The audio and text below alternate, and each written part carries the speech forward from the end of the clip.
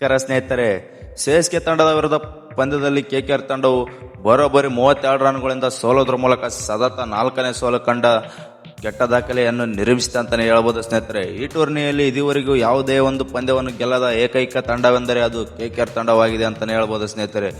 ಈ ತಂಡ ಬಂದ್ಬಿಟ್ಟು ಪಾಯಿಂಟ್ಸ್ ಟೇಬಲ್ ಅಲ್ಲಿ ನಂಬರ್ 10 ಪ್ಲೇಸ್ ಅಲ್ಲಿ ಇರುತ್ತದೆ ಸ್ನೇಹಿತರೆ. ಇನ್ನು ಸಿ.ಎಸ್.ಕೆ ತಂಡವು ಕೆಕೆಆರ್ನನ್ನು ಸೋಲಿಸುವುದರ ಮೂಲಕ ನಂಬರ್ 8ಕ್ಕೆ ಜಂಪ್ ಆಗಿದೆ ಅಂತ ಹೇಳಬಹುದು ಸ್ನೇಹಿತರೆ. ಈ ಟೂರ್ನಿಯಲ್ಲಿ 2 ಪಂದ್ಯಗಳನ್ನು ಗೆದ್ದು 4 ಅಂಕ ಗಳಿಸಿದಂತಹ ಸಿ.ಎಸ್.ಕೆ ತಂಡವು ಕೆಕೆಆರ್ ತಂಡವನ್ನು 32 ರನ್ಗಳಿಂದ ಹೀನಾಯವಾಗಿ ಸೋಲಿಸಿದ ಅಂತಾನೆ ಹೇಳ್ಬೋದು.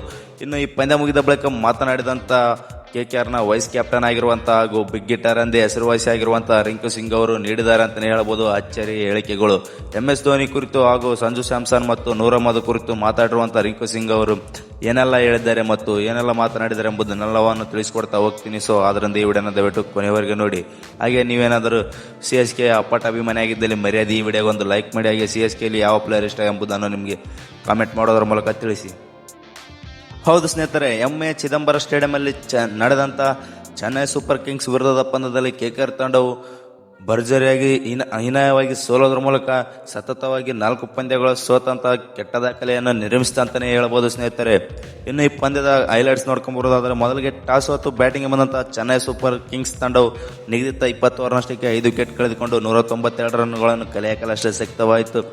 ಇದರಲ್ಲಿ ಸಂಜು ಸ್ಯಾಮ್ಸನ್ ಅವರು 32 ಬಾಲ್ಗಳಿಂದ 48 ರನ್ಗಳನ್ನು ಕಲೆ ಹಾಕಿದರು. ಇನ್ನು ಕ್ಯಾಪ್ಟನ್ ಆಗಿರುವಂತಹ ಋತುರಾಜ್ ಗಾಯಕ್ವಾಡ್ ಅವರು ಕೇವಲ 7 ರನ್ಗೆ ತಮ್ಮ ಆಟವನ್ನು ಮುಗಿಸಿದರು. ಇನ್ನು ಆಯುಷ್ ಮೈತ್ರಿ ಅವರು 38 ರನ್ ಹಾಗೂ ಡೆವೆಲ್ ಬ್ರೆವೇಜ್ ಅವರು 41 ರನ್ ಹಾಗೂ ಸರ್ಫರಾಜ್ ಖಾನ್ ಅವರು 23 ರನ್ ಹಾಗೂ ಶಿವಮ್ ದುಬೆ ಅವರ 13 ರನ್ಗಳ ನೆರವಿನಿಂದ ಸಿ.ಎಸ್.ಕೆ ತಂಡವು 192 ರನ್ಗಳನ್ನು ಕಲೆ ಹಾಕಿತಂತಾನೆ ಹೇಳ್ಬೋದು ಸ್ನೇಹಿತರೆ. ಇನ್ನು ಬೌಲಿಂಗ್ ಪರ ನೋಡೋದಾದ್ರೆ, ವೈಭವ್ ಆರೋರ, ಅಕುಲ್ ರಾಯ್, ಸುನಿಲ್ ನರೇನ್ ಅವರು ತಲಾ ಒಂದೊಂದು ವಿಕೆಟ್ ಪಡೆದು ಮಿಂಚಿದರು. ಇನ್ನು ಕಾರ್ತಿಕ್ ತ್ಯಾಗಿ ಅವರು 2 ವಿಕೆಟ್ ಪಡೆದು ಮಿಂಚಿದ್ದಾರೆ ಅಂತಾನೆ ಹೇಳ್ಬೋದು ಕೆಕೆಆರ್ ಪರ ಸ್ನೇಹಿತರೆ. ಇನ್ನು ಈ ಸ್ಪರ್ಧಾತ್ಮಕ ಮೊತ್ತವನ್ನು ಚೇಸ್ ಮಾಡಲು ಬಂದಂಥ ಕೆಕೆಆರ್ ತಂಡವು ಹೇಳಿಕೊಳ್ಳುವಂಥ ಬ್ಯಾಟಿಂಗ್ ಪ್ರದರ್ಶನವೇನು ತೋರಲಿಲ್ಲ.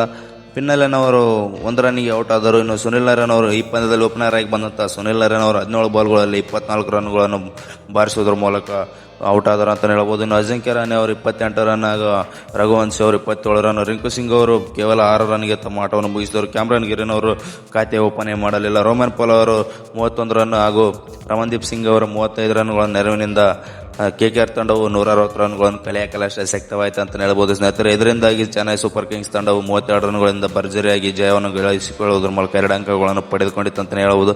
ಇನ್ನು ಬೌಲಿಂಗ್ ಪರ ನೋಡೋದಾದ್ರೆ, ಖಲೀಲ್ ಅಹ್ಮದ್ ಹಾಗೂ ಅಕೇಲ್ ಹುಸೇನ್ ಅವರು ತಲಾ ಒಂದೊಂದು ವಿಕೆಟ್ ಪಡೆದು ಮಿಂಚಿದರು. ಇನ್ನು ಕಾಮ್ಜೋ ಅವರು 2 ವಿಕೆಟ್ ಹಾಗೂ ನೂರ್ ಅಹ್ಮದ್ ಅವರು 3 ವಿಕೆಟ್ಗಳು ಪಡೆಯುವುದರ ಮೂಲಕ ಕೆಕೆಆರ್ ತಂಡವನ್ನು ಕಟ್ಟಿ ಹಾಕಿದ್ದಾರೆ ಅಂತಾನೆ ಹೇಳ್ಬೋದು ಸ್ನೇಹಿತರೆ. ಇನ್ನು ಪಂದ್ಯ ಮುಗಿದ ಬಳಿಕ ಮಾತನಾಡಿದಂಥ ವೈಸ್ ಕ್ಯಾಪ್ಟನ್ ಆಗಿರುವಂಥ ಕೆಕೆಆರ್ನ ರಿಂಕು ಸಿಂಗ್ ಅವರು ಈ ರೀತಿಯಾಗಿ ಹೇಳಿರ್ತಾರೆ. ಮೊದಲಿಗೆ ಸಂಜು ಸ್ಯಾಮ್ಸನ್ ಕುರಿತು ಅವರು ಅಚ್ಚರಿ ಹೇಳಿಕೆಗಳನ್ನೇ ನೀಡಿದ್ದಾರೆ ಅಂತಲೇ ಹೇಳ್ಬೋದು.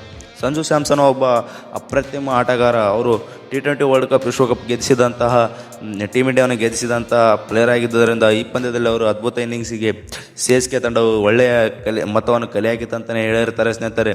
ಇನ್ನು ಮಾತು ಮುಂದುವರಿಸಿದ ಅವರು ನೂರ್ ಅಹ್ಮದ್ ಕುರಿತು ಈ ರೀತಿಯಾಗಿ ತಿಳಿಸಿರ್ತಾರೆ ಅಂತಲೇ ಹೇಳ್ಬೋದು.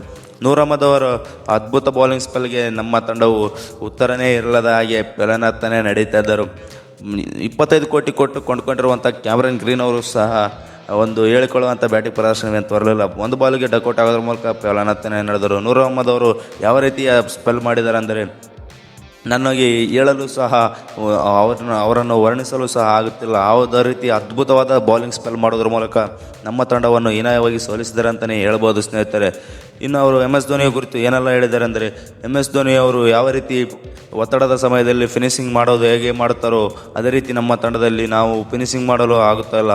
MS ಧೋನಿ ಅವರು ಕೊನೆಯವರೆಗೂ ಮ್ಯಾಚ್ ಒದಗಿಸಿ ಕೊನೆಯಲ್ಲಿ ಹೇಗೆ ಫಿನಿಶಿಂಗ್ ಟಚ್ ಕೊಟ್ಟಿಗೆಸಿ ಪಂದ್ಯವನ್ನು ಏಕಾಏಕಿ ನಮ್ಮ ಕೈಯಿಂದ ತಪ್ಪಿಸಿ ಬಿಡುತ್ತಾರೋ, ಎದುರಾಳಿ ಕೈಯಿಂದ ಮ್ಯಾಚನ್ನು ಎಳೆದುಕೊಳ್ಳುತ್ತಾರೋ ಅದೇ ರೀತಿ ನಾವು ಮಾಡಬೇಕಂತ ಅಂದ್ಕೊಂಡಿದ್ದೆವು. ಆದರೆ ಏನು ಮಾಡೋದು, ವಿಧಿ ಆಟನೇ ಬೇರೆ ಇತ್ತು. ಈ ಸೀಸನಲ್ಲಿ ನಾವು ಹೇಳಿಕೊಳ್ಳುವಂಥ ಬ್ಯಾಟಿಂಗ್ ಪ್ರದರ್ಶನ ತೋರದ ಕಾರಣ ನಮ್ಮ ತಂಡವು ಹೀನಾಯವಾಗಿ ಸೋಲುತ್ತಾ ಬರುತ್ತಿದೆ ಅಂತಲೇ ಹೇಳಿರ್ತಾರೆ ಸ್ನೇಹಿತರೆ. ಏನನ್ನಿಸುತ್ತದೆ ಸ್ನೇಹಿತರೆ ರಿಂಕು ಸಿಂಗ್ ಹೇಳಿರುವುದನ್ನು ಕಾಮೆಂಟ್ ಮಾಡೋದ್ರ ಮೂಲಕ ತಿಳಿಸಿ. ಹಾಗೆ ಇದೇ ಥರ ಕ್ರಿಕೆಟ್ ಕಂಟೆಂಟ್ಗಾಗಿ ನಮ್ಮ ಚಾನಲನ್ನು ಸಬ್ಸ್ಕ್ರೈಬ್ ಮಾಡಿಕೊಳ್ಳಿ. ಕೆಳಗಡೆ ಕಾಣುವಂಥ ಬೆಲ್ ಐಕಾನ್ ಆನ್ ಅಲ್ಲಿ ಇಟ್ಕೊಳ್ಳಿ. ಮರ್ಯಾದೆ ಈ ವಿಡಿಯೋಗೆ ಒಂದು ಲೈಕ್ ಮಾಡಿ. ಮತ್ತೆ ನೆಕ್ಸ್ಟ್ ವಿಡಿಯೋದಲ್ಲಿ ಸಿಗೋಣ ಸ್ನೇಹಿತರೆ.